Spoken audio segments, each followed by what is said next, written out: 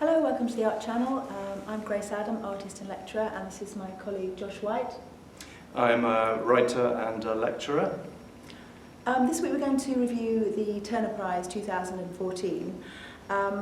This year's winner is Duncan Campbell. The other nominees were James Richards, Vonna-Michell and Ciara Phillips. A little introduction to the prize itself. This is the 30th anniversary, the 30th year of the Turner Prize. This year it's being held at Tate, Britain, and the prize money for the winner is £25,000. Each artist is nominated for work they've produced in the last 12 months. They have to be under 50 and they have to be working and living in the UK. So, Duncan Campbell. Yes, well, he won, deservedly so, I think, for his film It for Others. And this is a very complex film. It's quite challenging, intellectually probing, and the film essentially explores the value of commodities, both economic and cultural.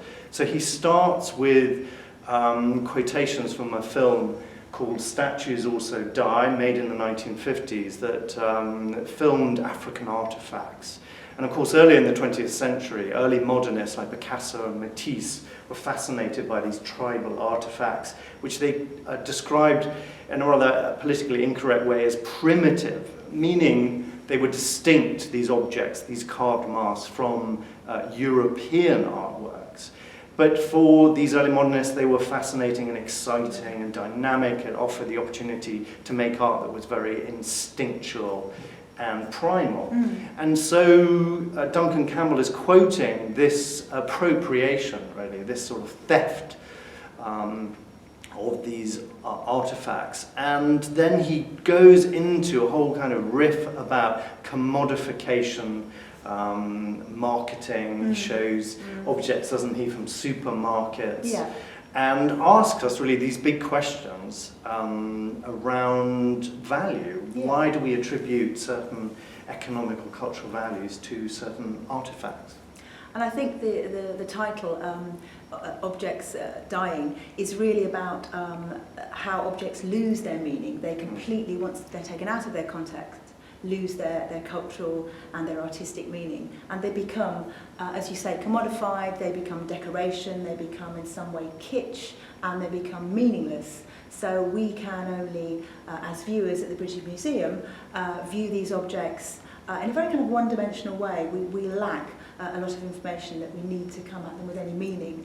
And I think it's particularly appropriate at the moment with objects that are in the British Museum, discussions about the so-called Elgin marbles being returned to Greece. So it's a very prescient piece of work, and it's a very, it's on everybody's agenda, what we do with objects, how we look at them, where they should be viewed, who owns them, the nature of ownership and commodification. It has to be said that this is not a straightforward documentary.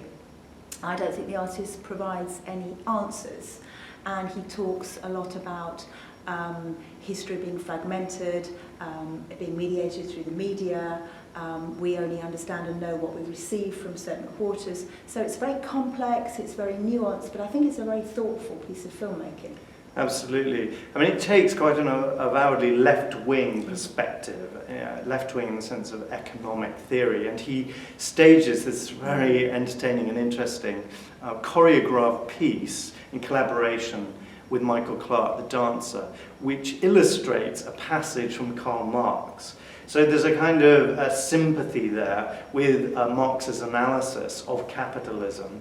And of course, Duncan Campbell is linking it to the art market, to today's contemporary valuation of objects sold in the sale room and in private dealers.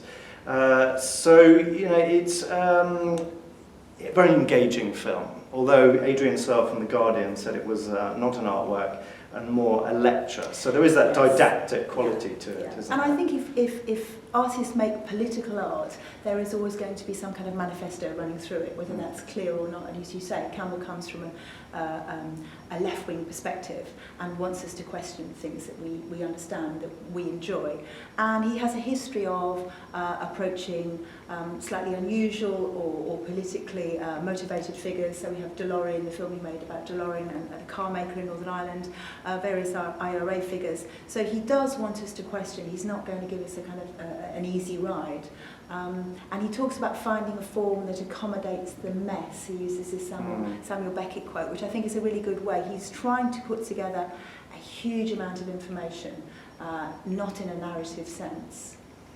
That's right.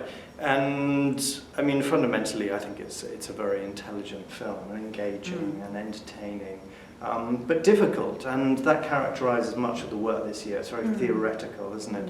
It's it feels very sort of avowedly non-commercial. These are artists who are coming into mid-career, but haven't largely been shown in commercial spaces in London, certainly. So it's almost like the judging panel have selected artists who are thinking slightly outside the box, who are not necessarily addressing contemporary fashion and taste. Do you agree? Yeah, I think lots of years you can definitely look at the Turner Prize as a snapshot of where fashionable, engaged artists who are showing globally in London are. This year it isn't. It's definitely sort of slightly left field. We have 3 video artists, 1 printmaker, 3 guys, 1 woman, and James Richard is the second video artist or installation artist that's been nominated. His work is very difficult, it has to be said. It's quite quiet, it's quite obscure, it's quite thought-provoking. You're invited, maybe not invited, but you go into a quite darkened space in the Tate, and you look at books, you look at kind of video montage, video films put together. It's quite a difficult piece of work. Definitely. Again, it's quite interesting formally, materially.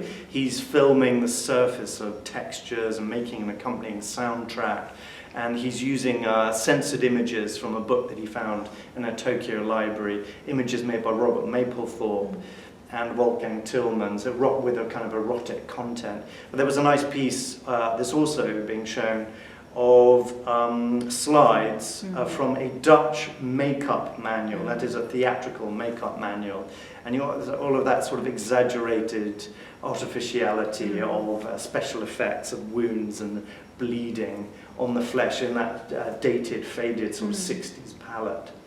I think it's quite interesting that a lot of the artists in this exhibition they're definitely appropriating historical images, and because of the nature of filmmaking or video making and thinking within the contemporary art world, images like that date so very quickly. I mean, we're looking at images that are 20, 30, 40, 50 years old, and they are historical documents, and quite ridiculous in a way when they're viewed in a contemporary environment.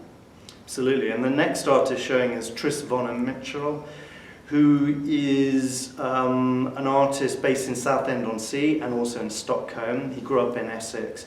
And he's showing 2 film-based works, one which is shot in the Essex marshes, where he's looking for Henri Chopin, who is a sound artist. And the second work I found more sort of successful, which was an exploration of his mother's childhood in Berlin at the end of the Second World War. But what you will encounter in this particular display is a feeling of fragmentation.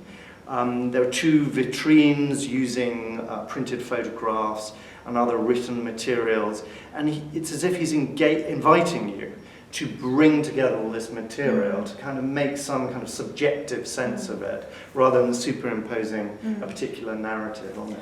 They're very self-conscious, they're very much about his life and his experiences. As you say, there are family photographs, family histories, there's construction, deconstruction, he reconstructs images, and therefore you get new meanings which are not clear. It's a very kind of darkened space. It's a space you almost need to be on your own in. They're perplexing, they're difficult, but I do think they're quite engaging. It's quite introverted, and it feels as if he's assembling a scrapbook or a diary.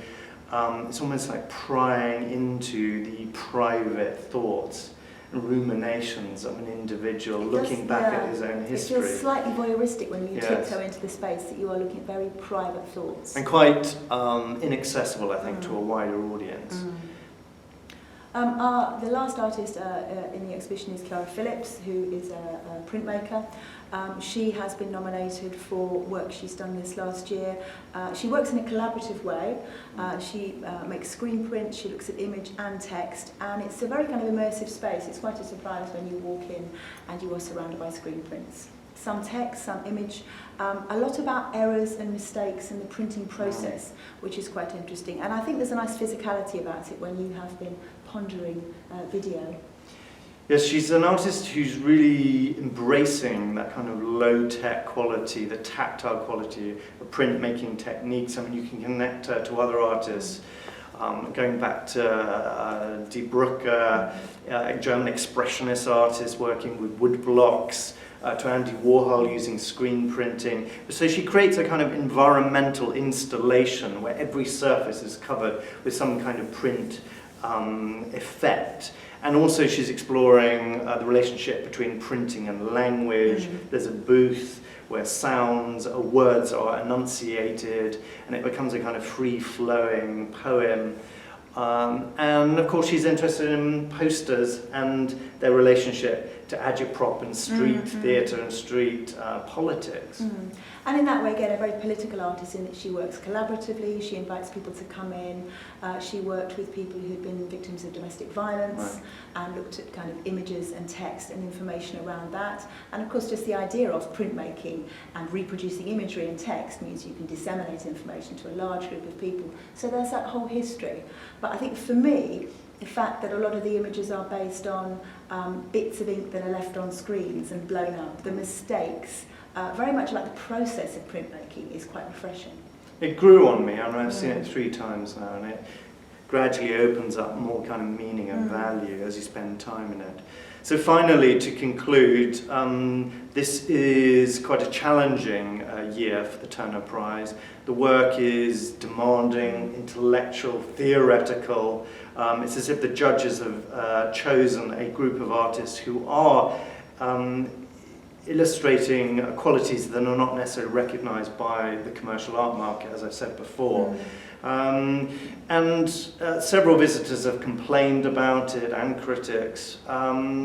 But it's like any exhibition, if you spend time with it, some kind of meaning can be kind of extracted from it. Yeah, I think it's worth a visit. It's probably worth 2 visits. It requires that you step up to the mark and you think, you go away, you let that information sort of seep in, you come back and you have another look, because particularly the winner does benefit from more than one viewing. It's a film that's almost an hour long. It requires your concentration and commitment, but I think it's worth time spent. So thank you for watching the Art Channel this week, and I hope you'll come back and see more of our videos. Bye-bye. Right. No, sorry, I shouldn't have said that. I can cut it.